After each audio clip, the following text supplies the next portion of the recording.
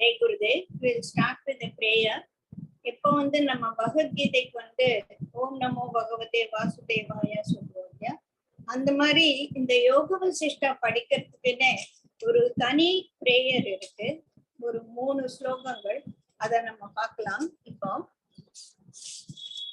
First பிரம்மத்தை பத்தி, எதை பத்தி ஸ்லோகம், யாருக்கு நம்ம வணக்கம் சொல்ல போறோம் அப்படின்னா பிரம்மம் அப்படின்னா, பிரம்மம் உங்களுக்கு சத்தியம் அனந்தம் பிரம்மம் அப்படின்னு சொல்லுவோம். அது ஒரு மகா வாக்கியம்.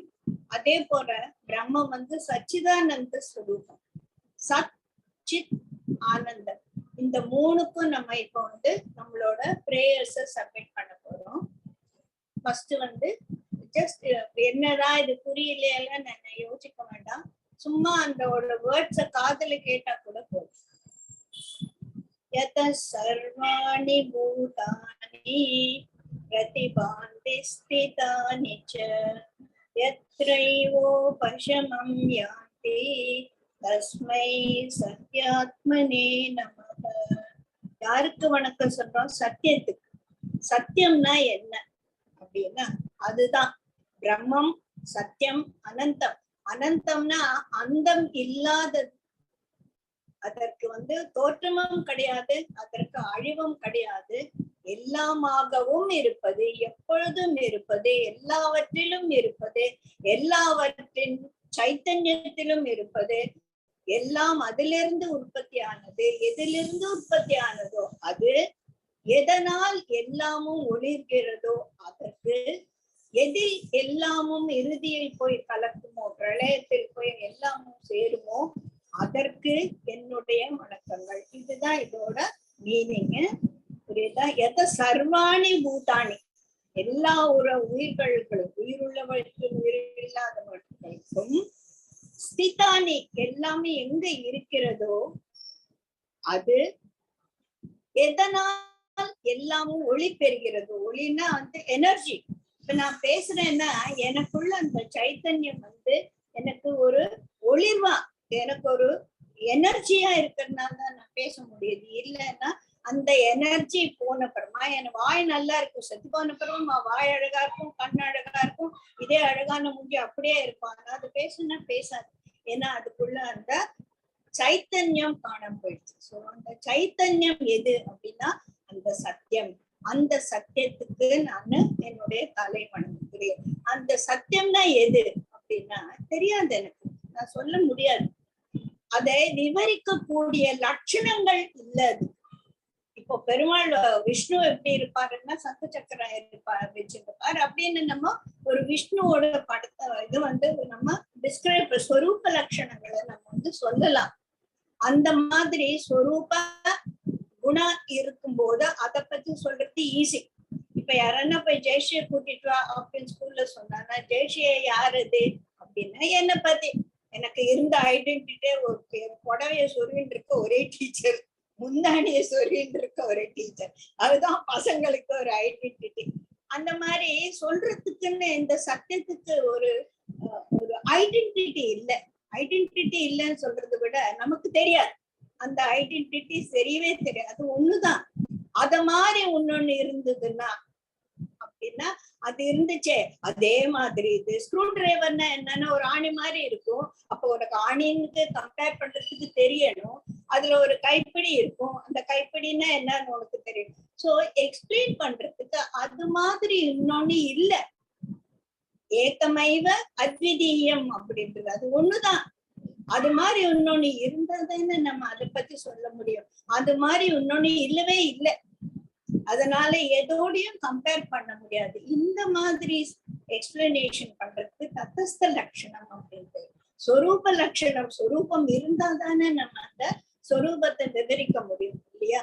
சொரூபம் இல்லாதத இந்த மாதிரி அனுமானங்களாலதான் நம்ம அதை புரிஞ்சுக்க முடியும். சரி, ஏதோ ஒண்ணு இருந்தது, அது எப்படி இருந்தது, எப்போ இருந்தது, எங்க இருந்தது, எல்லா இடத்துலயும் இருந்தது, எல்லா இடத்துலயும் இருக்கும், எப்பவுமே அது ஒண்ணுதான் இருக்கும். நான் யாரு? அதோட ஒரு பாகம். இது ஒரு பகுதிகளும் கிடையாது. சேர் அப்படின்னா அதுக்கு நிறைய சேர், உடன் சேர், ஸ்டீல் சேர், அந்த மாதிரியும் கிடையாது. It is not made up of anything other than itself. அதே மாதிரி மரம் சொன்னா சேரா இருக்கும், கதவா இருக்கும். அந்த மாதிரி வேற வேற ஜாதிகளா இருக்கும். அந்த மாதிரி வேற ஜாதியும் கிடையாது. வேற பாகங்கள், மரம்னா கிளை இருக்கு, வேர் இருக்கு, பழம் இருக்கு, பூ இருக்குன்னு சொல்லலாம். அந்த மாதிரி இதற்கு பாகங்களும் கிடையாது, பாகங்கள் கிடையாது. இது மாதிரி ஒரு ஜாதி வித்தியாசம் கிடையாது. ஒரே ஜாதியில வேற வேற பரிமாணங்களும் கிடையாது. Just it is. அதுதான் அந்த சத். அதற்கு நாம் வணக்கம் சொல்லுவோம். புரிஞ்சுதா? ஃபர்ஸ்ட் இது. செகண்ட் நம்ம சித்துன்னா கான்சியஸ்னஸ். ஆகாசம்ன்றது பூதாகாசம், சிதாகாசம், சித்தாகாசம் அப்படின்னு சொல்லுவோம். பூதாகாசம்ன்றது எர்த், வாட்டர், ஃபயர், ஏர், ஆகாசம் அப்படின்னு இந்த பஞ்சபூதங்கள்ல ஒண்ணு ஆகாசம். அது ஸ்பேஸ். அத நம்ம பூதாகாசம் அப்படின்னு சொல்லுவோம். இன்னொன்னு என்னோட சைத்தன்யம், அது சித்தம், என்னுடைய சித்தம், உன்னுடைய சித்தம், எல்லாருடைய சித்தமாக இருக்கக்கூடியதும் அதே சத்தியத்தோட ஒரு பிரிவுதான், ஒரு ஆஸ்பெக்ட் தான் அப்படின்னு வச்சுக்கலாம். அது சித்தாகாசம், which is spread all over, சர்வவியாபியா இருக்கிறது சிதாகாசம்.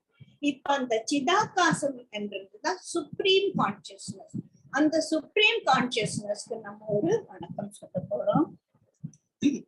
ஞாதா ஞானம் ததா நேயம் திருஷ்டா தர்ஷன திருஷ்யுபு கர்த்தா ஹேது கிரியாயஸ்மாத் தஸ்மை ஞாத்யாப்னதே நமஹ.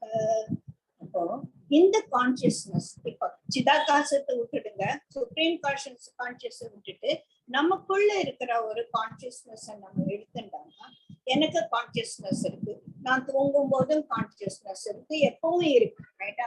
இப்போ நான் எனக்குள்ள ஒண்ணு நான் தெரிஞ்சுக்கணும்னா, I am the நோவர், I am the knowledge and I ஆம் த நோவபிள். இந்த மூணு நோவர், ஞானம், ஞாதா and the action of knowing, இது மூணு நம்ம திருக்குட்டி பார்த்தோம் இல்லையா பகவத்கீதையில. அதே மாதிரி இந்த மூணாவும் எது இருக்கு? என்னோட சித்தம், என்னோட கான்சியஸ்னஸ். நோவராவும் அதே கான்சியஸ்னஸ் தான், நோவபிளும் அதே conscious. நோவபிள் of which I am going to know, which is knowable to me, என்னோட ஞானமாக இருக்கிறதும் அந்த கான்சியஸ்னஸ் தான். அதை நான் அடையக்கூடிய பாதையும், the action of knowing-உம் என்னோட சித்தம் தான். கர்த்தா, கர்மம் அண்ட் காரியம், அதுவும் நானே தான். அந்த மூணாகவும் என்னுடைய சித்தம் தான் அது வேலை செய்யுது. அதே போல நமக்கு திருஷ்டா, சீயிங் அண்ட் த சீன், அதுவும் நானே தான். இப்ப நான் லக்ஷ்மியை பார்த்தேன்னா எனக்கு தெரியும் லக்ஷ்மி எப்படின்னு. நான் சப்போசிங் லண்டன் ஏர்போர்ட்ல இருக்கும்போது லக்ஷ்மி திடீர்னு ஹே லக்ஷ்மி அப்படின்னா, அப்ப அந்த லக்ஷ்மியோட உருவம் எங்க இருந்தது? என்னோட சித்தத்துல இருந்தது. அந்த சித்தத்துல அந்த scene, the seer, I have seen her, the action of seeing, and the scene is there in my mind. So the seeing, seen and the seer ஆகவும் எனக்குள்ள இருப்பது அதே கான்சியஸ்னஸ் தான் இல்லையா? அந்த கான்சியஸ்னஸ்க்கு என்னுடைய வணக்கங்கள். சோ முதல்ல எதுக்கு வணக்கம் சொன்னோம்? சத்தியத்துக்கு வணக்கம் சொன்னோம். இப்போ சித்தத்துக்கு வணக்கம். ஏன்னா பிரம்மம் சத் சித் ஆனந்தம். இப்போ மூன்றாவதான அந்த ஆனந்தத்துக்கு நம்ம ஒரு வணக்கம் சொல்லுவோம். ஸ்புரந்தி சீகராயஸ்மா ஆனந்தாக்யாம்பரே வனோ சர்வேஷாம் ஜீவனாம் தஸ்மை பரமானந்தாத்மனே நமக. இந்த பிரம்மம் எப்படி இருக்குன்னா ஆனந்தம். ஆனந்தம் தான் பிரம்மம். என்னடா அது ஆனந்தம் தான் பிரம்மம்? இப்போ எனக்கு ஆனந்தம், sometimes I am very happy, எப்பவுமே இல்லாட்டாலும் we are all experienced ஆனந்தம் at some time or the other, at least for a few minutes or few seconds or whatever it is. அந்த ஆனந்தம் காணாம போறதுக்கு, அதை மூடி மறைக்கிறதுக்கு ஒரு சாரோ வந்துடுது. எதனால வருது அப்படின்னு நம்ம டீட்டெயிலா பார்க்க போறோம். அந்த ஆனந்தத்தை மறைக்கிற மாதிரி ஏதோ நடக்கும் போது நமக்கு அந்த குழப்பமும் அது வந்து ஆனந்தம் காணாம போயிடுச்சு. ஆனா இந்த பிரம்மத்துல அந்த மாதிரி குழப்பமே கிடையாது. அந்த மாதிரி ஒரு மாய வலை பிரம்மத்துக்கு கிடையாது. அந்த மாதிரி ஒரு அஜ்ஞானம் ஞானத்துக்கு எப்படி அஜ்ஞானம் இருக்க முடியும்? அஜ்ஞானம் இல்லாததுதான் ஞானம். ஞானத்துக்கே அஜ்ஞானம் இருக்க முடியுமா? முடியாது. அதனால அஜ்ஞானம் இல்லாத அந்த ஞானம் என்பது ஆனந்தமயமானது. அது என்ன பண்றது? எப்படி சமுதிரத்துக்கிட்ட போய் நம்ம நிக்கும் போது அந்த பீச்சில் அலடிக்கும், நம்ம மேல அப்படியே துளி துளியா தண்ணி விழுது இல்ல, அந்த மாதிரி இந்த கான்சியஸ்னஸ்ல இருந்து நம்ம மேல ஆனந்த மழை பொழிஞ்சுட்டே இருக்கு. நம்ம தான் கொடை பிடிச்சிட்டு இருக்கோம். எது கொடை பிடிச்சிட்டு இருக்கோம்? பந்தம், பாசம் அப்படின்ற ஒரு கொடையை பிடிச்சிருக்கோம். இப்ப இதுல வந்து அந்த கொடையை எப்படி மடக்கிறதுன்னு தான் நம்ம பார்க்க போறோம் இல்லையா? சோ அந்த கொடையை மடிச்சுட்டா சர்வானந்தம், அந்தமில் ஆனந்தம் நமக்கு வந்து அப்படியே ஒரு வருஷம் மாதிரி நமக்கு மேல கொட்டிண்டே இருக்கு. அதை நமக்கு வாரி வாரி வாரி கொடுக்கறதுன்னு கூட சொல்ல முடியாது. நம்ம இருக்கிறதே அந்த ஆனந்தத்துக்கு தான். அந்த ஆனந்தத்துக்கு நம்ம வணக்கம் சொல்லுவோம். Salutations to the blissful self. அந்த கான்சியஸ்னஸ் வந்து ஆனந்தமயமானது. அந்த ஆனந்தம் வந்து அன்ஃபோல்ட் ஆகும்போது, நமக்குள்ள அது மேனிஃபெஸ்ட் ஆகும்போது நம்மளும் அந்த ஆனந்தத்துல இருக்கோம். ஆனா அத மேனிஃபெஸ்ட் ஆகாம இருக்கிறதுக்கு there is lot of obstructions. அதெல்லாம் ஒவ்வொன்னா எப்படி பிடிங்கி ஏறியதுன்னா நம்ம இங்க. சோ இதுதான் வந்து பிரேயர்.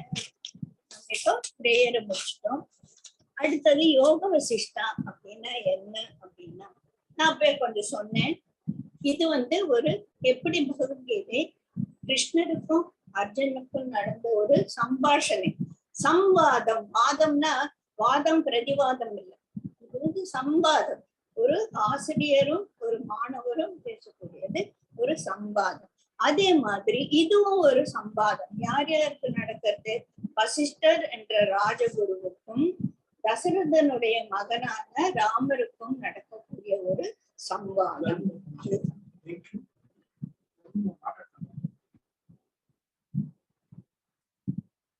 சரியா? அதுதான் வந்து யோக சிஸ்டம். இதை பத்தி டீட்டெயில நம்ம பார்க்கலாம். ஒவ்வொரு ஸ்கிரிப்சருக்கும் ஒரு 4 விஷயங்கள் இருக்கு அப்படின்னு சொல்லிட்டு நமக்கு தெரியும்.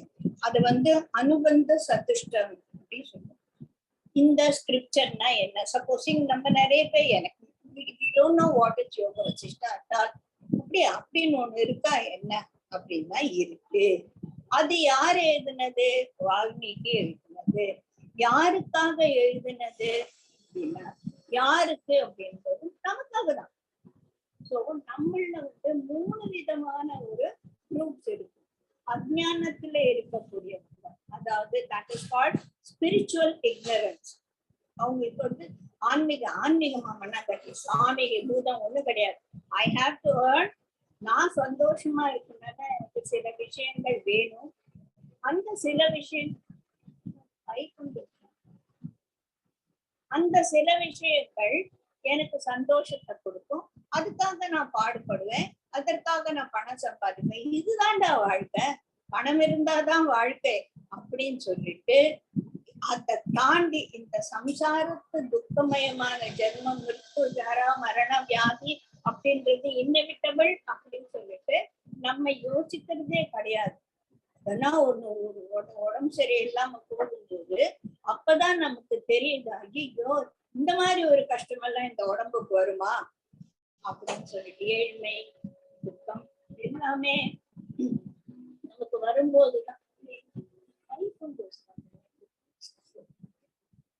அந்த மாதிரி வரும்போதுதான் நமக்கு இந்த துக்கம். இதெல்லாம் யோசிக்காத ஒரு கும்பல் ஸ்பிரிச்சுவல் இக்னரன்ஸ், அவங்கள விட்டுடலாம். இந்த பக்கம் ஞானிகள், அவங்களுக்கு நம்ம எதுவுமே சொல்ல வேண்டாம். 12ஆம் கிளாஸ் பையனுக்கு வாய்ப்பாடு யாரும் சொல்லி தர வேண்டியது இல்லை, அவன் எல்லாம் தாண்டி போயிட்டான். அந்த மாதிரி ஞானிகளும் விட்டுடலாம். இந்த பக்கம் ஞானிகளை விட்டுட்டோம், இந்த பக்கம் டோட்டல் இக்னரன்ஸ்ல விட்டுட்டோம். நடுவாந்தத்துல இருக்கோம் பாரு, அதுதான் நம்மளாம் சம்சாரிகள்.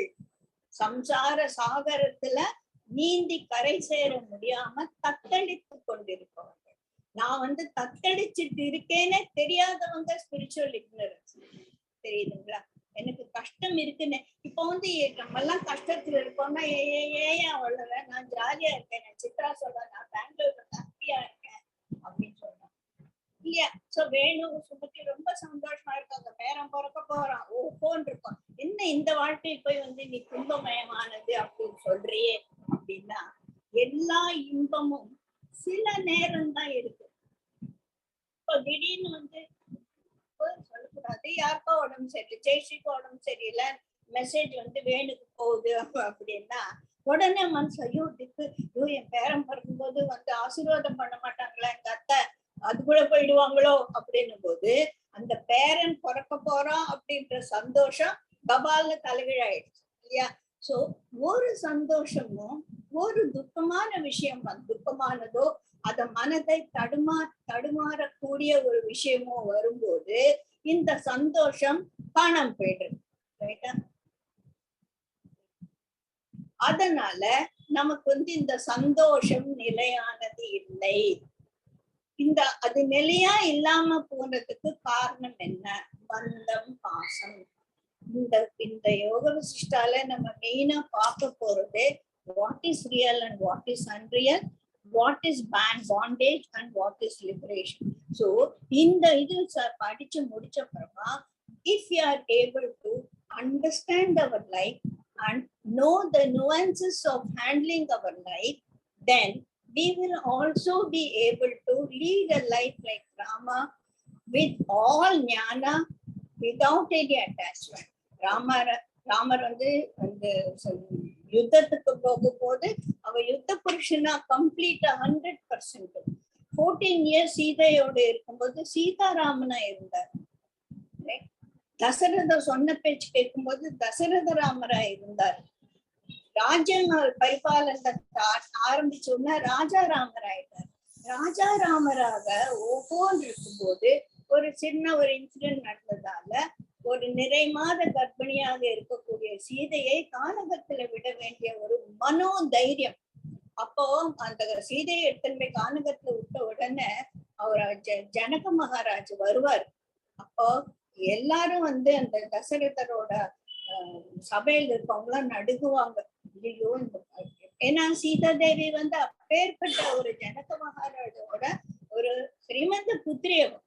அவளை எடுத்துன்னு கொடுமை பண்ணிட்டீங்களாடா அப்படின்னு அப்பா நம்மளெல்லாம் உதவுதான்னு உதவி போறாரு அப்படின்னு பயப்படும் போது நான் ராமரை பார்க்கணும் அப்படின்னு போது தம்பிகளை லக்ஷ்மண், பரதன், சத்ருகன் அடிக்கோ இவர் ராமரை போய் கிழின்னு கிழிக்க போறாரு போல இருக்கே, இவர் உள்ளாமா வேண்டாமா அப்படின்னு யோசிச்சுட்டு இருப்பாங்க. அப்ப இல்ல நான் ராமர் பார்க்கணும்னு போகும்போது ராமர் முதல்ல என்னை மன்னிச்சிடுங்க அப்படின்னு அவர் கால விடும்போது அவர் எழுந்து உன்னை மன்னிக்கிறதுக்கு இல்லப்பா, நீ எப்படி இவ்வளவு தைரியமா இந்த ஒரு காரியம் செஞ்ச அப்படின்னு உன்னை பார்த்து வியந்து உன்னை அப்ரிஷியேட் பண்றதுக்காக நான் வந்தேன் அப்படின்னு அந்த ஒரு நிகழ்ச்சியை யோசிச்சு பாருங்க. தன் மகளை கானகத்துல நிறைமாத கர்ப்பிணியா விட்டாச்சு. அப்படி விட்டது காரணம் இந்த புருஷன். நம்ம வீட்டுல விட்டுருவாங்களா? இன்னும் சுமதி உன் மாப்பிள்ளை எடுத்துட்டு போய் விட்டானா உன் பொண்ணை எங்கேயோ, நம்ம மாப்பிள்ளைக்கு நமஸ்காரம் பண்ணுவோமா? இல்ல. அதுதான் அந்த ஞானம். என்ன ஜனக மகாராஜ் ராஜ ரிஷி, அவர் எல்லாத்தையும் எந்த ஞானி, இந்த 3வது குரூப் சொன்னமே அந்த மாதிரி. சோ அந்த மாதிரி ஒரு மனோநிலையில மனத்திடத்தோட ஒரு முடிவு எடுக்கிறதுக்கு நமக்கெல்லாம் முடியணும்னா நம்ம யோக விசிஷ்டாவை நம்ம நல்லா புரிஞ்சுக்கணும். தெரியுதா? அதுதான் இதோட முக்கியமான ஒரு விஷயம். அததான் நம்ம இங்க தெரிஞ்சுக்க போறோம். சோ யாருக்காக? யார் பாண்டேஜ்ல இருக்கேன், எனக்கு வெளியில வர வழி தெரியல, அந்த வழியை சொல்லி கொடுக்க யாரானா இருக்காங்களா என்ற அலையக்கூடிய ஒரு மனதுக்கு ஒரு குருவாய் இருந்து இந்த ஸ்கிரிப்சர் நமக்கு சொல்ல போறோம். இதுவே குருதான். இத நம்ம படிச்சு நல்லா புரிஞ்சுட்டானா அந்த லெவலுக்கு போகிறதுக்கு நம்ம ஒரு முயற்சி எடுப்போம். புரியுதா? இது என்ன சொல்லப்பட்டிருக்குன்னா, ராமர் எப்படி ஒரு மனிதன் இந்த சம்சாரத்தில் இருந்து கொண்டு வாழ்க்கையை நல்ல விதமாக கையாளுவதற்கான ஒரு வழிமுறைகளை சொல்லக்கூடியது. இதனால என்ன வரும்? நீ இதெல்லாம் கத்துண்டனா உனக்கு இந்த வாழ்க்கைய வாழறதுக்கான ஒரு தைரியம், ஒரு மனோதிடம் உனக்கு கிடைக்கும். சரியா? யாரு எழுதினது? வால்மீகி எழுதினது. யாருக்காக? மன தடுமாற்றத்தில் இருக்கக்கூடியவர்களுக்காக. என்ன சொல்லியிருக்கு? அந்த தடுமாற்றத்திலிருந்து எப்படி வெளிவரக்கூடியது அப்படின்னு சொல்லிட்டு, அதனால என்ன பிரயோஜனம்? நீ உன்னோட வாழ்க்கையை நல்ல விதமாக கையாள்வாய். சோ இந்த விஷயம்தான் நமக்கு இங்க சொல்லிருக்கு. யாரு குவாலிஃபைட் பர்சன்? ஐ ஆம் பவுண்ட். இந்த தேகத்தில் இருக்கும் எனக்கு சுகம் இல்லை. இந்த தேகத்தில் வியாதிகள் தவறாது, இதற்கு கஷ்ட நஷ்டங்கள் தவறாது, இந்த மனம் வந்து அலைப்பாயக்கூடியது, இதுல இருந்து எனக்கு விடுதலை இல்லை, இதனால் எனக்கு எப்ப பார்த்தாலும் துன்பம் வருது அப்படின்றது the qualification of a student who can read this, who has the adhikaram to read this scripture. நமக்கெல்லாம் are we all qualified? We are all qualified, right? நமக்காக தான் இதுக்கு இதை பத்தி. இப்போ இத பத்தி எப்படி நம்ம இதுக்குள்ள போகலாம். முதல்ல வந்து இது வந்து யோக வசிஷ்டாங்க வால்மீகி எழுதினது. மிகவும் பெருசு, 32,000 ஸ்லோகங்கள் கொண்டது. அதுக்கு வந்து பிருகத் யோக வசிஷ்டா அப்படின்றது 32,000 ஸ்லோகங்கள். அதே நமக்கு இப்ப இந்த 86 ஸ்லோகமே படிக்கிறதுக்கு நமக்கு முடியல. அதை சொல்லி கொடுக்கறதுக்குள்ளேயே தடுமாறி இருந்திருக்கோம். இந்த 32,000 ஸ்லோகங்கள் படிக்கணும்னா ரொம்ப கஷ்டம். அதனால என்ன பண்ணிருக்காரு நம்மளோட சிஎஸ் எல்லாம் ஞானிகள் அதை கொஞ்சம் சுருக்கி 6,000 ஸ்லோகமா படி அப்படின்னு கொடுத்துருக்கு. அதுக்கு வந்து லகு யோக வசிஷ்டா அப்படின்னு பேரு.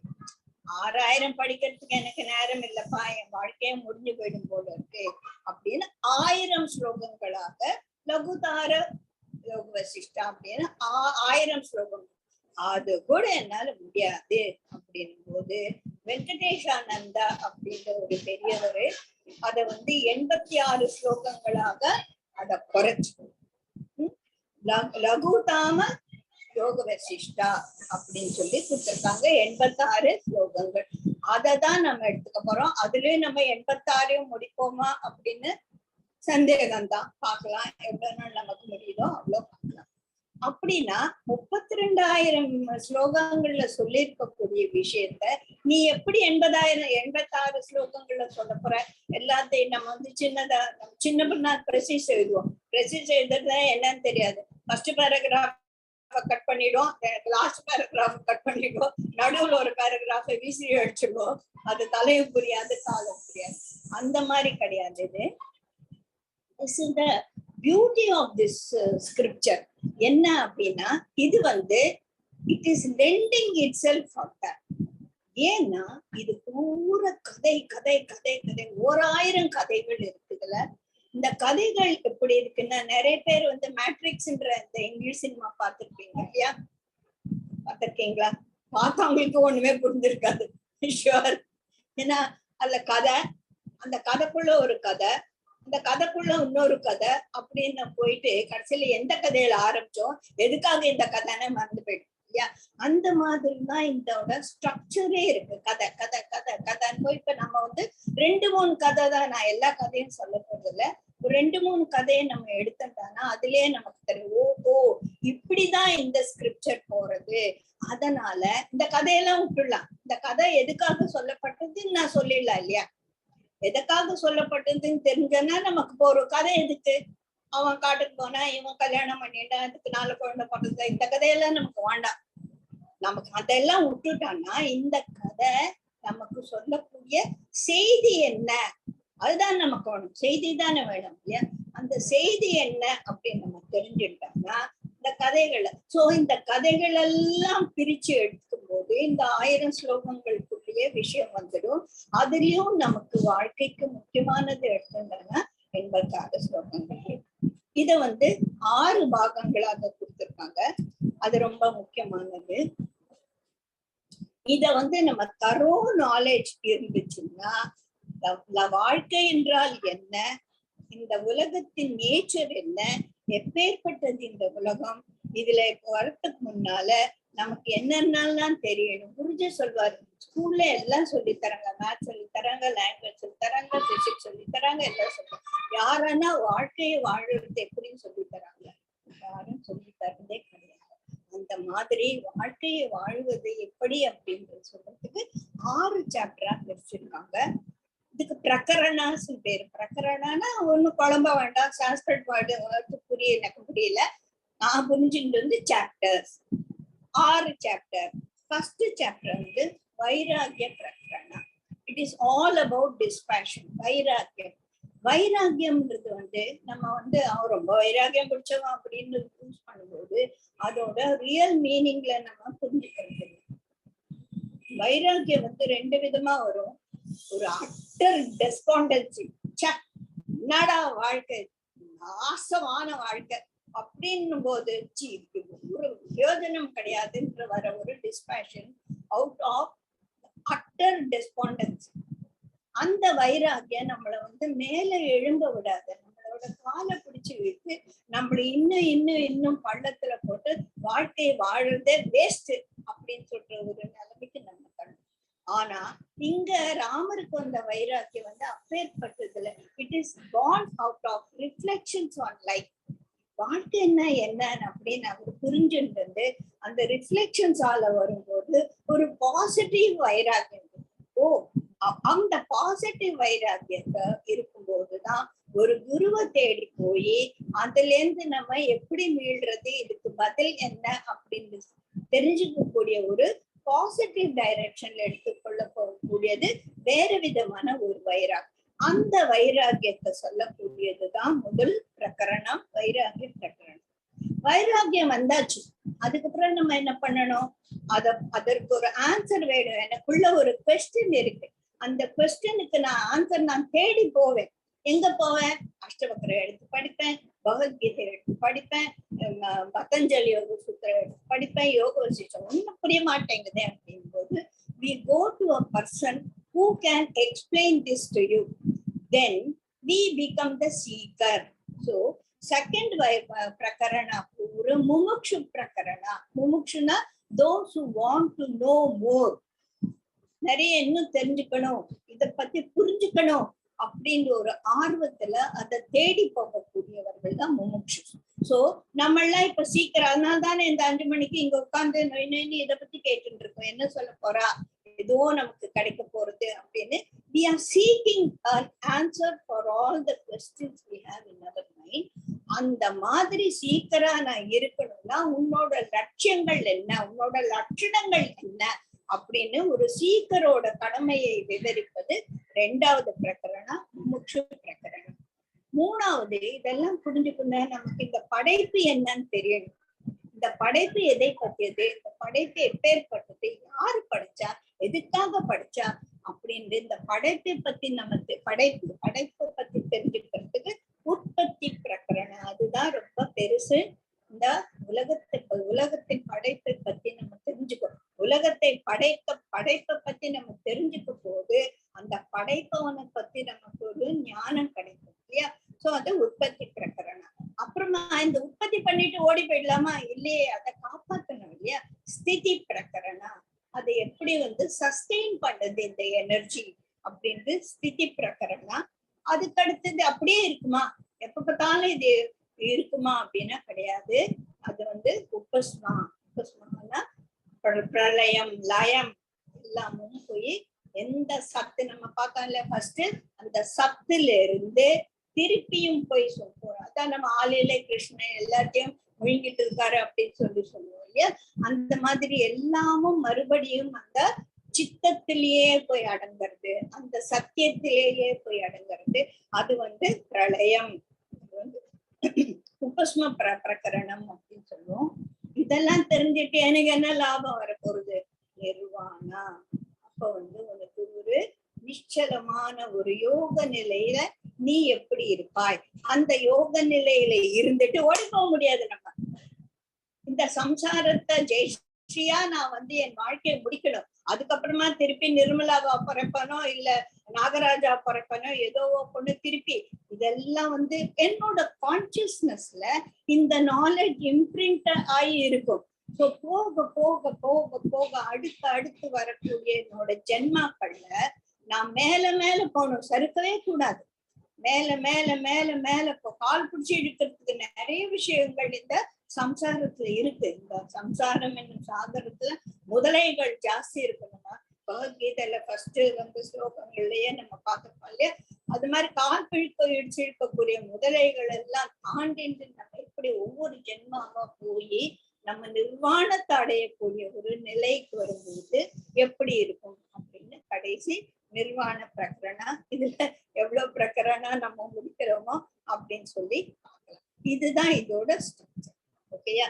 இப்ப இது எப்படி ஆரம்பிச்சது, யார் ஆரம்பிச்சாங்க? வால்மீகி வந்து ராமாயணம் எழுதினாரு நமக்கு தெரியும். அதுக்கு மேல இதெல்லாம் என்ன, இது எப்படி வந்தது அப்படின்னு ஒரு சின்ன கதையை பார்க்கலாம்.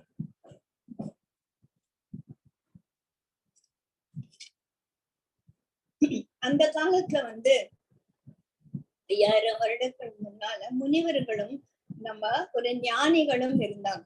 அவங்களுக்கு வந்து ஃபர்ஸ்ட் ஜென்மா அவங்களுக்கெல்லாம் தேர் ஆல் பியூர் சோல்ஸ். அந்த பியூரிட்டி வந்து அவங்களுக்கு வந்து எப்படி நம்ம ஒரு பட்டன் தட்டின உடனே கம்ப்யூட்டர்ல எல்லாம் நமக்கு டவுன்லோட் ஆகுதோ அந்த மாதிரி காஸ்மிக் நாலேஜ் அவங்களோட கண்ணை மூடின்னு உட்காரும் போது அவங்களுக்கு அந்த ஞானம் டவுன்லோட் ஆச்சு. எங்க இருந்துன்னா நாலேஜ் இஸ் தேர். அதான் குருஜி சொல்றாரு. இப்ப நான் பேசிட்டு இருக்கிறது இது என்னவா இருக்கு, சவுண்ட் வைப்ரேஷன்ஸா இருக்கு இல்லையா? இந்த சவுண்ட் வைப்ரேஷன்ஸ் போயிட்டே இருக்கும். எப்படி தண்ணியில வந்து ஒரு கல்லு போட்டு அலை அலை அலையா போகுது இல்லையா? அந்த மாதிரி இந்த காஸ்மிக் கான்சியஸ்னஸ்ல இந்த வார்த்தைகள் எல்லாம், இந்த ஒரு வைப்ரேஷன்ஸ் எல்லாம் போயிட்டே இருக்கு. எங்க போய் முட்டிக்காது? முட்டிக்கிறதுக்கு ஒரு பவுண்டரி இருந்தா தானே. இப்ப நம்ம தண்ணியில கல்ல போட்ட உடனே கரையில போய் அது அடிச்சு நின்னுடுது. இதுக்கு கரையே கிடையாது. கான்சியஸ்னஸ்க்கு ஒரு பவுண்டரியே கிடையாது. அப்போ நான் பேசினது, இந்த காலத்துல கிருஷ்ணர் பேசினது, இந்த வசிஷ்டர் பேசினது, பகவான் பேசினது எல்லாம் அந்த வைப்ரேஷன்ஸா இருக்கு. எங்க இருக்கு? எத்தீரியல் லேயர்னு சொல்லக்கூட காஸ்மிக் கான்சியஸ்னஸ்ல இருக்கு. சோ இஃப் ஐ டு எப்படி ரேடியோ ஃப்ரீக்வன்சி இங்கெல்லாம் இருக்கு இல்லையா? ரேடியோ ஃப்ரீக்வன்சி இங்க இருக்கு. ஆனா எனக்கு கேக்குதா? ரேடியோல வந்து பாட்டு பாடிட்டு எனக்கு கேக்குதா? கேட்காது. நான் அதோட கருவியை எடுத்துட்டு அதை நான் டியூனிங் பண்ணும்போது எனக்கு அது கேட்கும். அதே மாதிரி if I tune my mind is the கருவி for capturing the cosmic consciousness. அந்த மைண்டோட பியூரிட்டியால இது கர கர கர கரன்னு ஒரு ரேடியோ இருந்துச்சுன்னா நம்மளால பாட்டே கேட்க முடியாது, தலையெழுத்தா இருக்கும். அந்த மாதிரி என் மைண்ட் வந்து அசுத்தமா அஜ்ஞானத்துல கர கர கரன்றது ஒண்ணுமே புரியாது. சோ நானும் வந்து மெடிடேஷன் உட்கார்ந்தானே என்னென்னவோ வரும், என்னென்னவோலாம் வரும். அது கர கர கரன்னு இருக்கிற ரேடியோ மாதிரி இருக்கிறதுனால அந்த கிளாரிட்டி இருக்காது. சோ அந்த காலத்துல அந்த பியூர் சோல்ஸ் வந்து அந்த கிளாரிட்டி இருந்ததால when they tune their consciousness to the supreme consciousness, நிறைய நாலேஜ் அவங்களுக்கு டவுன்லோட் ஆயிடுச்சு. சோ அந்த நாலேஜை வச்சுட்டு அவங்க அப்பா அம்மா குரு எல்லாருமே நாலேஜபிள் பர்சனா இருந்ததுனால நாலேஜ் வாஸ் அவைலபிள் எவ்ரிவேர். அப்போ அவங்களுக்கு வர சந்தேகத்தை உடனே அவங்க தீர்த்துக்கிறதுக்கு ஒரு ஏதுவா இருந்தது அவங்களோட சுச்சுவேஷன். அந்த மாதிரி சுதீக்ஷணா அப்படின்ற ஒரு பெரிய சேஜ் இருந்தாரு. அவர் அப்படியே யோசிச்சு உட்கார்ந்தாரு. ஏடா எல்லாம் கர்மாங்கிறாங்க, கர்மம் பண்ணானா நம்ம வாழ்க்கை பூரா கர்மம் பண்றதுக்கே போயிட்டு இருந்தே, ஞானத்துக்கு வழியே இல்லாம இருக்கு. ஞானம் வரலைன்னா நம்ம வந்து போய் சேர முடியாது. நம்ம புறப்படுறதுக்கு போகணும்னா இந்த ட்ரெயினை பிடிக்கணுமே, நான் ஞானன்ற ட்ரெயினை பிடிக்கவா, கர்மன்ற ட்ரெயினை பிடிக்கவா? கர்மத்தை பிடிச்சா ஞானத்தை முடிக்கல, ஞானத்தை பிடிச்சா கர்மத்தை பண்ண முடியல, என்னடா கஷ்டகாலம் அப்படின்ட்டு இந்த சுதீக்ஷணா அப்படின்ற ஒரு சேஜ் வந்து அகஸ்தியர் கிட்ட போய் கேட்கணும். அகஸ்தியர் என்ன சொல்றாரு அப்படின்னா, எப்படி ஒரு பறவைக்கு 2 சிறகுகளும் பறக்கிறதுக்கு வேணுமோ அந்த மாதிரி நீ உன்னோட சுப்ரீம் கோலான ஒரு பரமாத்ம தத்துவத்தை அடையணும் அப்படின்னா ஞானமும் வேணும், கர்மமும் வேணும். கர்மம் செய்யாம உன்னால இருக்க முடியாது. இந்த உடல் கர்மஜி, கர்மோபாத்தம் அப்படின்னு சொல்லுவாங்க. இந்த கர்மத்தை செய்வதற்காகவே இந்த உடல் உனக்கு கொடுக்கப்பட்டிருக்கு. நீ அதை வேஸ்ட் பண்ண முடியாது. கர்மமும் செய்யணும், ஞானமும் செய்யணும். ரெண்டையும் பேலன்ஸ் பண்ணி எப்படி ஒரு பறவை வந்து ஆகாசத்துல எவ்வளவு தூரம் நம்ம பார்த்துக்கொள்ள வேடந்தாங்கள் எங்க இருந்தோம்லாம் வருது, உலகத்தின் அந்த கோடியில இருந்து விடாம பறந்து வருது. அவ்வளவு சக்தி அதோட 2 விங்ஸுக்கு இருக்கு. அந்த மாதிரி நம்மளால ரெண்டுமே வேணும், அப்பதான் நமக்கு வந்து ஞானம் கிடைக்கும் அப்படின்னு சொல்லிட்டு இது ஒரு கதை. அகசியர் என்ன சொல்றாரு, உனக்கு இது புரியலன்னா நான் இன்னொரு கதை சொல்றேன் அப்படின்னு. காருண்யா அப்படின்னு அவர் ஒருத்தர் இருந்தாரு. அவர் என்ன பண்ணாரு அப்படின்னு அந்த காருண்யாவோட கதை. காருண்யா என்ன பண்ணாரு, அவங்க அப்பாவை வந்து இதே சந்தேகத்தை கேட்டாரு. அவங்க அப்பா யாரு, பேரெல்லாம் நீங்க வந்து ஐயோ தெரியலேன்னு கவலைப்பட வேண்டாம், பேரெல்லாம் அவசியம் கிடையாது, சும்மா அப்பா அம்மா ஞாபகம் வச்சுக்கோங்க. அப்பா என்ன பண்றா, அக்னிவேஷா. அவர்கிட்ட போய் அப்பா இந்த மாதிரி சொல்றாங்களே, ஞானமும் வேணும் கர்மமும் வேணும், ரெண்டையும் எப்படி பண்றது அப்படின்னா, நான் உனக்கு இன்னொரு கதை சொல்றேன். ஒரு ராஜா இருந்தாரு அப்படின்னு அவரு இன்னொரு கதை பாருங்க. இப்ப வந்து ஒரு கதைக்குள்ள ஒரு கதை, அந்த கதைக்குள்ள ஒரு கதை, அந்த கதைக்குள்ள ஒரு கதை அப்படின்னு போயிட்டு இருக்கு இல்லையா. சோ இப்ப வந்து இது ஒரு ராஜாவோட கதை. அவர் பேர் வந்து அரிஷ்ட நேமி. அவரு ரொம்ப ஞான, நம்ம ஜனக மகாராஜ் மாதிரி ஒரு ஞான குருவா இருந்தாரு. அதே சமயத்துல ராஜ ரிஷியாவும் இருந்தாரு. அவரு வந்து பார்த்தாரு, என்ன இந்த ராஜ்யத்தை கட்டிட்டு ஏறிட்டு இருந்தானா நம்ம இந்த ராஜ்ய பரிபாலனத்திலே நம்ம வாழ்க்கையெல்லாம் போயிடுண்டா, இதெல்லாம் ஆனான்னு பையனை எல்லாம் கூப்பிட்டு நீ பட்டாபிஷேகம் பண்ணிக்கோ, நீ வந்து ராஜ்யத்தை பார்த்துக்க, நான் போறேன்டா பெருவழி அப்படின்னு சொல்லிட்டு அவரு ஞானத்தை வெளியே வந்து தேடின்னு போயிட்டு அவரு ரொம்ப நாள் தீவிர தவம், ஞானத்திலேயே அவரு மூழ்கி போயிட்டு தவம் பண்ணிட்டு அங்க வந்து ஒரு தேவதை வருது. தேவதை வந்து என்ன விஷயம்னா, உன்னை வந்து இந்திரர் கூட்டின்னு வர சொல்றாரு. இந்திரர் எதுக்கு என்ன கூப்பிடுறாரு அப்படின்னா, நீ ரொம்ப புண்ணியம் பண்ணிருக்க, நீ ஒரு புண்ணியாத்மா, you are eligible to live in Indraloka. அதனால இந்திர பதவியை வந்து உன்னை இந்திரலோகத்துக்கு கூப்பிடுறாரு. அங்க ஏன் நான் வரணும்னா, ஐயோ இந்திரலோகம் அவ்வளவு நல்லா இருக்குயா, அங்க துன்பமே கிடையாது, ஒரே இன்பம் தான், அப்படி சௌகரியமா நீ சந்தோஷமா இருக்கலாம், எல்லாத்தையும் அனுபவிக்கலாம். எப்படி எவ்வளவு நாள் அங்க இருக்க முடியும், நீதான் இவ்வளவு புண்ணியம் பண்ணிருக்க, நீ ரொம்ப நாள் இருக்கலாம். புண்ணியம் தீர்ந்த அப்புறமா அது திருப்பி நீ இந்த லோகத்துக்கு வந்துதான், அட போடா நாங்க அதுக்கு நான் இங்கே இருக்கேன் அப்படின்னு, நான் இன்னைக்கு இந்திர பதவி எல்லாம் வேண்டாம், எனக்கு ஞானந்தான் வேணும், இதெல்லாம் ஆவறதுல நீ போயிட்டு வா அப்படின்னும் போது இந்திரன் வந்து மறுபடியும் சொல்றான், ஓஹோ உனக்கு ஞானந்தான் வேணுமா அப்படின்னா, நீ இந்த மாதிரி உட்கார்ந்து, அதுதான் வந்து இதுல மெயினா சொல்றது, நீ தவம் பண்ணியோ பூஜை புனஸ்காரம் பண்ணியோ தான தர்மம் பண்ணியோ என்ன பண்ணியும் வந்து நீ வந்து முக்தி நிலைய அடைய முடியாது. முக்தி நிலைய நீ அடையணும்னா, மோட்ச நிலைய அடையணும் அப்படின்னா, நீ முதல்ல உன் கால்ல சுத்தி இருக்கிற இந்த சம்சார பந்தங்கள்ல இருந்து நீ விடுபடணும். நீ என்ன பண்ணிருக்க, ராஜ்யத்தை தான் எழுதி கொடுத்த, உன் உடம்புக்குள்ள நீ எப்படி இருக்கேன்னு புரிஞ்சுதா உனக்கு உடம்பு எப்படி உன்னை பந்தப்படுத்துதுன்னு புரிஞ்சுதா, புரியலையே. அதனால உனக்கு ஞானம் வேணும்னா நீ உட்காந்து கண்ண மூடின்னு உனக்கு தனியா ஞானம் வரப்போறது இல்ல, நீ போய் வால்மீகியை தேடு அப்படின்னு சொல்லிட்டு சொல்றேன். சோ இவர் வால்மீகியை தேடின்னு போகும்போது வால்மீகி தன்னோட சிஷ்யனான பரத்வாஜ மாமுனி வந்து சப்த ரிஷிகள்ல ஒருத்தர், அவர் பிரகஸ்பதியோட டைரக்ட் சன். சோ இவர் தான் வந்து துரோணாச்சாரியா அவங்களுக்கெல்லாம் வந்து அப்பாவா இருந்தவர். சோ பரத்வாஜருக்கு வந்து இந்த ராமாயணத்தை பத்தி கம்ப்ளீட்டா சொல்றாரு. பரத்வாஜருக்கு ராமாயணத்தை பத்தி சொன்னோம்னா அவரு நல்லா புரிஞ்சுட்டு, he so happy to learn about ராமாஸ் கதை. அது வந்து அவர் ரொம்ப சந்தோஷமாயி போய் அப்படியே அத அசைபோட்டுட்டு இருக்கும்போது பிரம்மா கேக்குறாரு, என்னடா ரொம்ப சந்தோஷமா இருக்கேன், என்ன விஷயம்னா, ஆஹா ராமர் கதையை கேட்டேன், இந்த மாதிரி ஒரு கதையை அப்படியே என்னன்னு வால்மீகி என்ன சொன்னாரோ அத வந்து பிரம்மாவுக்கு சொல்லும் போது பிரம்மா வந்து, ஆஹா நீ எவ்வளவு நல்லா புரிஞ்சுட்டு இருக்க இந்த கதைய அப்படின்னு, அது எவ்வளவு சூப்பரா நீ சொல்ற அப்படின்னு சொல்லிட்டு, உனக்கு என்ன வரம் வேணுமோ அந்த வரம் நான் தரேன் அப்படின்றது.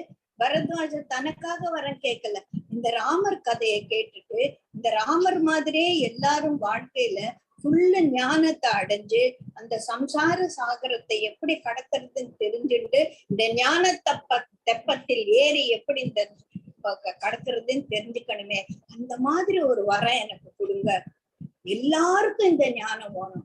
எல்லாருக்கும் இந்த ஞானம் வேணும், உனக்கு வரம் கொடுத்து பிரயோஜனம் இல்லடா. வால்மீகி போய் மறுபடியும் அத சொல்லணும். நீ போய் வால்மீகிய திருப்பி இன்னொரு இது எழுத சொல்லு, இன்னொரு ஸ்கிரிப்சர் எழுத சொல்லு. அதுல ராமருக்கு இந்த நாலேஜ் எப்படி வந்தது அப்படின்னு சொல்லிட்டு எழுத சொல்லு அப்படின்னு. அப்படியா, நான் சரி, நான் அதை படிச்சா எல்லாருக்கும் ஞானம். ஆமா, அதை படிச்ச உடனே எல்லாரும் ராமர் மாதிரியே சுப்ரீம் நாலேஜ்ல போயிடுவாங்க. அப்படி பிரம்மர் இது எப்படி சொல்ல போறான்னு பிரம்மர் கூடவே வர்றார். ஐ மீன் நான்முகன் பிரம்மன், ஓகே, நாட் பிரம்மா. கூடவே வால்மீகி கிட்ட நீங்க என்ன சொல்றீங்க எனக்கு புரியலையே அப்படின்னு. ஐயோ, நீ சூப்பரா ராமர் கதை எழுதியிருக்க. ராமர் எப்பேற்பட்ட ஞானியா தன்னோட வாழ்க்கை நடந்த அப்ஸ் அண்ட் டவுன்ஸ அவரு தாண்டி வந்திருக்காருன்னு சொல்லிட்டு ரொம்ப நல்லா புரியுது. ஆஹா, நம்மளா ராமர் மாதிரி இருக்க மாட்டோமா அப்படின்னு எல்லாருக்கும் தோணுது. ஆனா இத படிக்கிறவங்க ராமர் மாதிரி எப்படி இருப்பான், அது எப்படி இருக்குதுன்னு நீ சொல்லலையே, அதனால நீ அதை பத்தி எழுது அப்படிங்கும்போது அவரு ராமாயணத்தைக்கு அப்பாற்பட்டு எழுதுனதுதான் இந்த யோக வசிஷ்டா என்றக்கூடிய 32,000 ஸ்லோகங்களை கொண்ட இந்த ஒரு காவியம். இதையும் நம்ம காவியம் சொல்றதை விட இது ஹார்ட் கோர் நாலேஜ் அப்படின்னு சொல்றோம். சோ இப்படிதான் இது ஆரம்பிச்சது அப்படின்னு சொல்லிட்டு பார்க்கலாம். பரத்வாஜர் அவரு கேக்குறாரு, பகவான் ஞாத்துமிச்சாமி கதம் சம்சார சங்கடே ராமோ வியவஹார்த்தோ அஸ்மின் கருணாயா த்ரூகிமே குருவோ.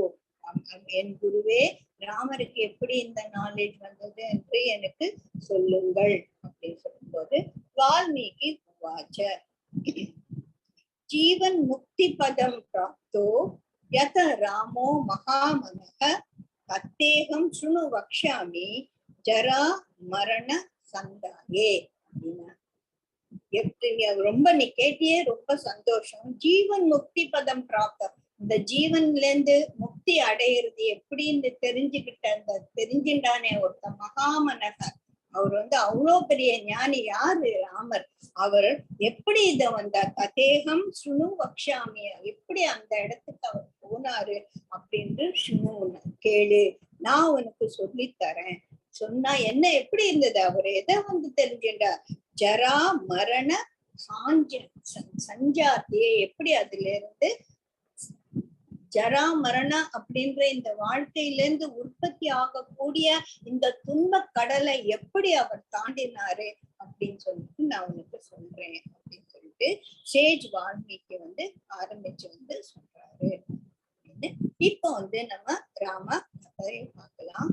எந்த மாதிரி ஒரு ஸ்டேஜ்ல இது ஏற்பட்டது அப்படின்னா, ராமர் வசிஷ்ட மகாராஜா 4 பிரதர்ஸும் தசரத மகாராஜா 12 வயசு ஆனோன்னு அவங்களுக்கு அந்த தூண்கள் போட்டு அவங்கள எடுத்துன்னு போயிட்டு குருகுலத்துல விட்டுறாங்க. சோ 14 வருஷம் 12 வருஷம் அவங்க குருகுலத்துல எல்லா விதமான சிக்ஷைகளும் கத்துக்கிறாங்க. சோ 12 வருஷம் கழிச்சு அவங்க வராங்க. சோ இந்த கௌசல்யா, கைகேயி அண்ட் சுமித்ரா குழந்தைகளை பார்க்கணும்னு சொல்லிட்டு ரொம்ப ஆர்வமா எல்லா ஆர்த்தி எல்லாம் எடுத்து வைக்கும் போது விஸ்வாமித்திரர் வசிஷ்டர் மட்டும் வர்றாரு. எங்க என் குழந்தைங்க, எங்க என் குழந்தைங்களான்னு அவங்களாம் நேர வீட்டுக்கு வர குருகுலத்துல நேர சம்சாரத்துக்குள்ள நுழையக்கூடாது. அவங்க பிரம்மச்சாரியா சில நாள் போய் உலகத்தை சுத்தி பார்த்துட்டு வாழ்க்கைன்றது என்ன புரிஞ்சுக்கு அப்புறமா தான் அவங்க வருவாங்க அப்படின்னு சொல்லி அனுப்பிச்சிருக்காங்க. சோ இந்த 4 பிரதர்ஸ் அவங்களோட ராஜ்யம் பூரா ராஜ பிக்ஷங்களா இல்லாம, தசரத குழந்தைகளோட சன்ஸா இல்லாம சாதாரண பிரஜைகளா அவங்கள மக்களோட மக்களா கலந்து இந்த வாழ்க்கையை அவங்க கத்துக்கிறாங்க. பார்க்கும்போது என்ன வரும், காமன் மேன் எப்படி இருப்பான், ராஜா மாதிரி தசரத மகாராஜாவோட குழந்தைகள் மாதிரியா இருப்பான் அரண்மனையில. சிலருக்கு சாப்பாடு கிடைக்கல, சிலருக்கு வியாதி வந்துருக்கு, சிலர் நோலா இருக்காங்க, சிலர் மரணத்துல இருக்காங்க, சிலர் ஜனனத்துல இருக்காங்க. இந்த மாதிரி எல்லாம் பார்த்துட்டு ராமர் திருப்பியும் தசரத மகாராஜா ஒரு அரண்மனைக்கு ராஜ மாதிரி ஒரு ராஜ வாழ்க்கைய ஆடுறதுக்கு எல்லா விதமான வசதிகளும் இருக்கு இல்லையா. அப்படி இருக்கும்போது அப்போ விஸ்வாமித்திரர் வர்றார். இந்த மாதிரி நமக்கு வந்து அவருக்கு அந்த ராட்சசர்கள் எல்லாம் வந்து யாகம் பண்ண முடியாம தொந்தரவு பண்றாங்க. அந்த கதையெல்லாம் நமக்கு தெரியும். அதனால அத வந்து காவல் காக்கிறதுக்காக எனக்கு உன்னோட ராம லக்ஷ்மணர்கள் வேணும் அப்படின்னு சொல்லும்போது தசரத மகாராஜாவுக்கு முதலே சங்கடம். இவன் வேற கதை மூடிண்டு ஒரு டிப்ரெஷன். இந்த காலத்த பசங்களுக்கெல்லாம் டிப்ரெஷன் வருது. அந்த மாதிரி ராமர் வந்து டிப்ரெஷன்ல இருக்கார். கதை மூடிட்டு திறக்கவே இல்லை. 4 நாள் ஆச்சு. வெளியிலயே வந்து சாப்பிடல, ஒண்ணும் பண்ணல. அவனும் இன்னும் சின்ன குழந்தை, 14 வயசு கூட ஆகல. இந்த நேரத்துல போய் நீ ராட்சசர்களோட சண்டை போட அவனை கூப்பிடுறியாப்பா, என்னோட சைன்யத்தை பூரா அனுப்புறேன், நான் வேணாலும் வரேன் அப்படின்னு விஸ்வாமித்திரர் அதெல்லாம் கிடையாது, எனக்கு ராமர் அனுப்பணும் அப்படின்னு. அவன் வெளியிலே வர மாட்டேங்கிறான். அவன் வந்து ஒரே டிப்ரெஷன்ல இருக்கான். அவனை நான் என்ன பண்றது அப்படின்னு அதெல்லாம் தெரியாது. எனக்கு அனுப்புனா அனுப்பு, இல்ல நான் எனக்கு விஸ்வாமித்திரர் கோவம் தான் சாவும் கொடுத்துருவாரு அவர் இல்லையா. அந்த மாதிரி வந்து அவர் ஒரே கோவத்துல போகும்போது அங்க இருக்கிற வால்மீகி சொல்றாரு, எப்பா கொஞ்சம் இரு, நீ அவசரப்பட்டு எதனா சாபத்தை வாங்கி கட்டிக்காத, அது ரொம்ப பிரச்சனை போயிடும் அப்படின்னு சொல்லிட்டு இரு அப்படின்னு சொல்லி அப்ப சமயத்துல கொஞ்சம் இருப்பா, ராமரை முதல் கூப்பிட்டு பேசலாம் அப்படின்னு ராமரை வரவழைக்கிறார். என்ன விஷயம் அப்படின்னு சொல்லும்போது ராமர் தன்னோட வாழ்க்கையை பத்தி தான் புரிஞ்சுன்றத சொல்றார், which is called the reflections of Rama. அவர் வந்து வாழ்க்கை என்ன இருக்கு, இந்த வாழ்க்கை ஒன்றுமே இல்லை அப்படின்னு பேசணும். சோ ராமர் வந்து தன்னோட டெஸ்பாண்டன்சி அப்படின்னு சொல்ல முடியாது. when you say about அர்ஜுனோட சொன்னா அது டெஸ்பாண்டன்சின்னு சொல்லலாம், விஷாதம் அப்படின்னு சொல்லலாம். இது வந்து விஷாதம், டெஸ்பாண்டன்சி, அந்த ஒரு துக்கம் சொல்றதை விட it is a knowledge gained by seeing everything. இப்ப நமக்கும் வந்து நம்ம குழந்தைங்களும் வந்து எல்லாம் ஐயோ அப்பா என்னம்மா இப்படி இருக்காங்க அப்படின்னு சொல்லிட்டு நம்ம குழந்தைங்க சின்னப்ப நமக்கு கேட்டிருப்பாங்க இல்லையா, ஐயோ இவ்வளவு கஷ்டப்படுறாங்களேம்மா அப்படின்னும் போது அந்த கஷ்டத்தை பார்த்து அவங்களோட மனசுக்குள்ள ஒரு காருண்யன்றது எழுந்திருந்திருக்கும். இதுக்கெல்லாம் ஐயோ இது மாதிரி சுபாலாம் புண்ணியம் எல்லாம் இருக்க ரொம்ப சின்ன, எங்க வீட்டுக்கு எல்லாருக்கும் அந்த ஒரு அனுபவம் இருந்திருக்கும். குழந்தைங்க கேட்டிருப்பாங்க, ஐயோ ஏமா அவன் அவ்வளவு கஷ்டம், பிச்சைக்காரன் ஏமா ராத்திரியில வரான், அவன் பிச்சை போடுமா, அவன் தினம் பிச்சை எடுத்துதான் சாப்பிடுவான், இந்த மாதிரி எல்லாம் they would have reflected on life. அப்ப நம்ம அதுக்கு தகுந்த பதில கொடுத்துருக்கோம் இல்லையா. அந்த மாதிரி ராமர் வந்து ரொம்ப டீப்பா வந்து அவரு யோசிக்கிறார். அது அதனால வந்து அவர் என்ன சொல்றார், ஜாயத்தே மிருத்தையே லோகோ பிரியத்தே ஜனானேஸ்ய. என்னடா இந்த மனுஷர்கள்லாம் பறக்குறாங்க, பறந்து திருப்பியும் செத்து போறாங்க, செத்து போயிட்டு மறுபடியும் பறக்குறாங்களாம், இது என்னடா விளையாட்டு அப்படின்னு சொல்லிட்டு நான் இத பத்தி ரொம்ப டீப்பா நான் யோசிச்சேன். அந்த யோசிச்சதுல எனக்கு வந்து சில பிரச்சனைகள் எல்லாம் எனக்கு புரிஞ்சது, இந்த வாழ்க்கையோட தத்துவம் எனக்கு புரிஞ்சது, இதுல ஒண்ணுமே இல்லைன்னு எனக்கு தெரிஞ்சது. இதெல்லாம் தெரிஞ்சின்ற அப்புறமா என் மனசுல வந்து ஒரு வியாக்குல வந்துருச்சு. அதாவது எனக்கு வந்து இப்பெல்லாம் எப்படி நம்ம பதில் சொல்றோம், இதெல்லாம் தெரிஞ்சுக்காம, இதுக்கெல்லாம் ஒரு பதில் தெரியாம, இதையெல்லாம் சரி பண்ணக்கூடிய ஒரு சக்தி எனக்கு இல்லாத போது நான் என்னத்த ராஜ்யம் ஆழ போறேன், நான் என்ன வந்து ஒரு ராஜா, எப்பேற்பட்ட ராஜாவா நான் இருப்பேன், இதுக்கெல்லாம் எனக்கு வழியே தெரியலையே. மகாபிரபுகளா இந்த சபையில இருக்கும் பெரியோர்கள் எல்லாம் எனக்கு வந்து இதுக்கு ஒரு வழி சொல்லணும், இதற்கு நீங்க வழி சொல்லி எனக்கு இந்த ஒரு குழப்பத்திலிருந்து என்ன வெளியில எடுத்துட்டு வரலன்னா சித்திரத்தில் வரைந்த ஒரு உருவமாக நான் ஆயிடுவேன். ராமர் படம் வரைஞ்சான்னு இந்த ராமர் படம் இருக்கு, இது வந்து எல்லாம் செய்யுமா, இது ராமர் படம் தான், இது என்கிட்ட பேசுமா, அந்த மாதிரி பேசாது. சோ சித்திரத்தில் வரைந்த செந்தாமரை போல் அப்படின்னு சொல்லுவாங்க, அது வாசம் அடிக்குமா, அது மலருமா, ஒண்ணும் பண்ணாது. அந்த மாதிரி சித்திரத்துல வரைஞ்ச போற நான் அப்படியே நின்றுடுவேன், அதுக்கு மேல எனக்கு ஒண்ணும் தெரியாது. அதனால நீங்க எனக்கு இத பத்தி இதுல இருந்து வெளியில வர்றதுக்கு எனக்கு ஒரு இது சொல்லணும் அப்படின்னு சொல்லுவாங்க. 1 மணி நேரத்துக்கு மேல பேசினா ரொம்ப குழப்பம் ஆயிடுறது. I think we will stop here.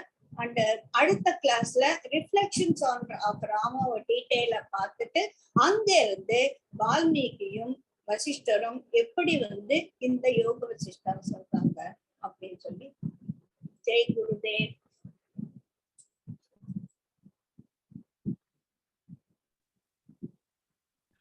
ரெண்டு